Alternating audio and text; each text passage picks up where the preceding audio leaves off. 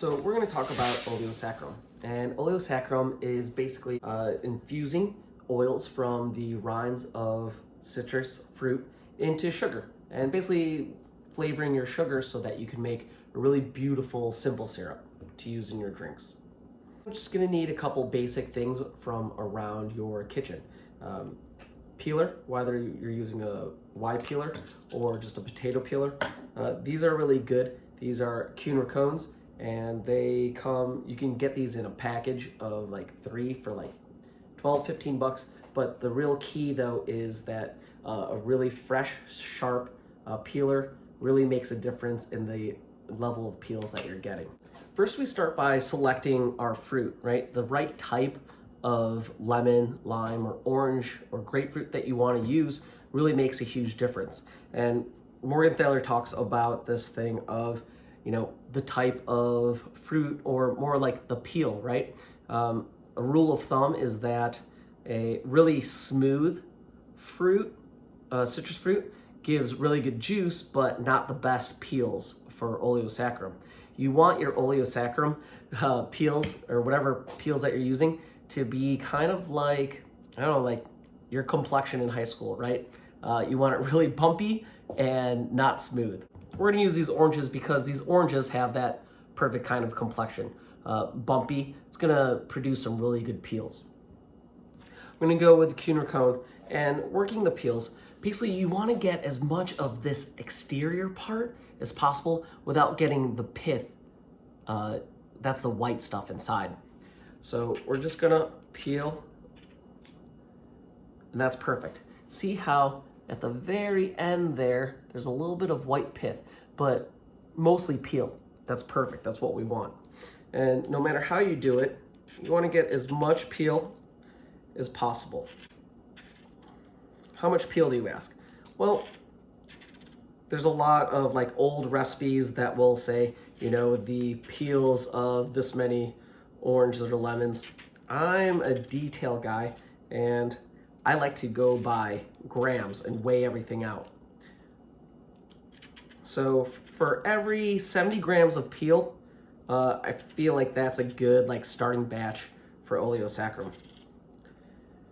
So you're gonna end up with these great peels, right? And that's inside there is all the great oils that you see, that flavor stuff. And then you're gonna end up with a pretty much, we call them denuded, piece of fruit. You're probably asking yourself, hey man, oils and peels? Yeah, dude, there's oils in the peels. How can you know that? Well, just by showing you with fire.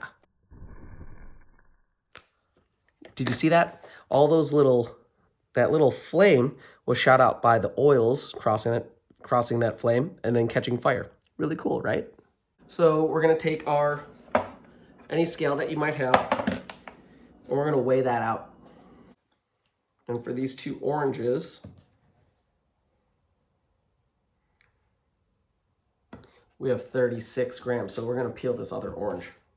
There's so much great flavor in the peels of citrus fruit. That's why a lot of, you know, dessert recipes, you'll find them asking for the the zest of orange or lemon or lime. And what we're looking for are those great bright flavor notes and aromas from citrus, right? Boom. Throw in a lemon for good measure. It's what we have laying around, right? One thing about the peel is that if you do get some of the white pith, it's up to you. It really is a matter of flavor choice. But when you do get bits of the pith in there, you give the opportunity for bitterness to enter into the flavor profile of your Oleo Saccharum. The exterior oils that are on the exterior equal that rich citrus flavor and aroma. The white part, the pith, this stuff right here, can introduce bitterness into your drinks or into your ingredients. So if you're okay with bitter, do it. But if you're not, really take the time and attention to try and keep that out of the peel. 2 oranges, 2 lemons to get us our 70 grams of peels. So we've got our 70 grams of peels, and it can be just one kind of citrus fruit or a mixture of those. It just really depends on how you want it to taste. Now we have to measure out per 70 grams of peels, we do 225 grams of sugar. So then, using our scale again,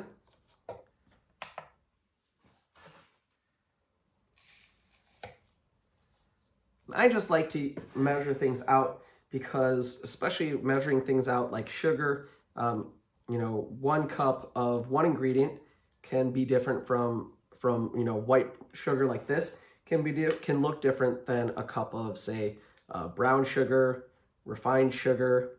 So weight, you can't lie to weight. It's all the same. 225. So here you have sugar and peels. You can change up whatever kind of peels that you want. You can change it up to whatever kind of sugar that you want. But what we need to do is to introduce the sugar into these peels. And by grinding and pushing them into the peels, we're going to pull out those oils, and those oils are going to get pulled into the sugar, flavoring the sugar.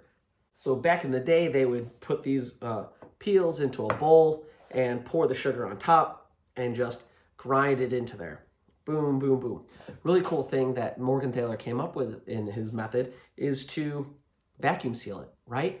By vacuum sealing it, there's nowhere for that sugar to go except into the peels, naturally pulling out the sugar. And I love it because he's super smart. He said, I'm a lazy guy. I don't want to have to keep grinding this out over like a half of a day, right? Let the vacuum seal do the work for you. Cool. So we've got our peels, we've got our sugar, and then we've got our pre-cut bag to vacuum seal all this. It smells awesome. And then pour your sugar over it, right? You're gonna kind of shake it up, try and get as much coverage of sugar all over those peels as possible. It's gonna look a little bit something like that, right? You wanna kind of level it out. Try to maximize the level of surface area that the sugar has to come in contact with the peels. Let me just kind of show you. It's nice and flat like that, right? And then we have just a real basic vacuum sealer that you have at home.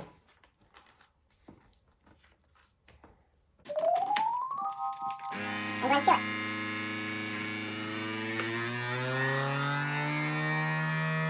And then... It sucked out as much air as it can. So now there's a vacuum in there. There in restaurants, there's these like really cool atmospheric vacuum sealers that like actually reduce the amount of oxygen in there. Those are great, but those are also a couple thousands of dollars. This thing was like 30 bucks. And there you go. We have a nice seal. As you can see, those peels right there are vacuum sealed in there. And we're just kind of give it nice kind of melding. And we're gonna let this sit for 4 hours, perfect overnight, and let those sugars pull out the natural flavors of the oil.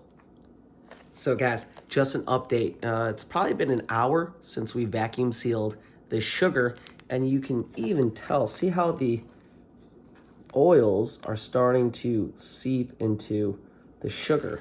You can even see the oils there are getting pulled out there, and it's starting to infuse with that. And that's only an hour in.